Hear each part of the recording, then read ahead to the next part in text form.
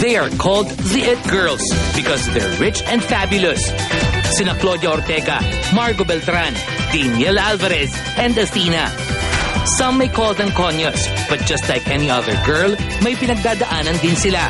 At sa tunay na buhay, sina Heart, Solen, Bianca at Lian, hindi lang pagiging saucy ang pinoproblema.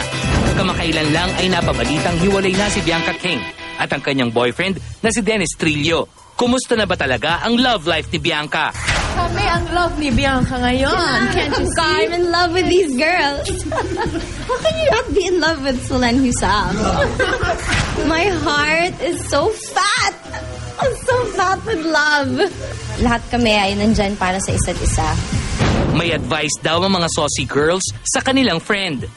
Ako, yung advice ko, Wally, stop talking about it and move forward. Yeah, true. So now let's stop talking about it.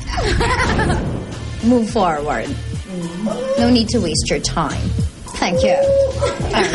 I said, take comfort in the fact that no matter how, and I know this firsthand, no matter how grabby things are, parang throw some glitter on it and go dancing. Yeah, it fades away. Parang no matter how much you think it's like. Go out and meet Mr. Suave.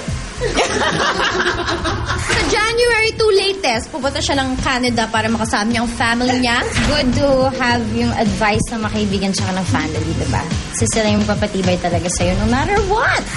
If you think it's grabby, then go meet Mr. Suave. I mean, look at me. I met Mr. Suave. May plans na ba si Heart at ang kanyang Mr. Suave na si Senator Cheese Escudero ngayong darating na Pasko? Kasi pag Christmas kasama ko talaga yung family ko eh. That's the golden rule. So, kung gusto niya join siya. Pero kung busy siya, okay lang din. Hindi naman din sila. Hindi naman sa nagiging sikreto o tinatago ang mga bagay. Kailangan na maging privado ang mga love life these days for a change.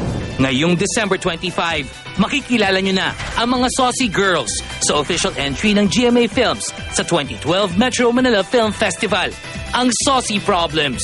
Watch Saucy Problems. Yes, Saucy Problems! Directed by Direct Andoy.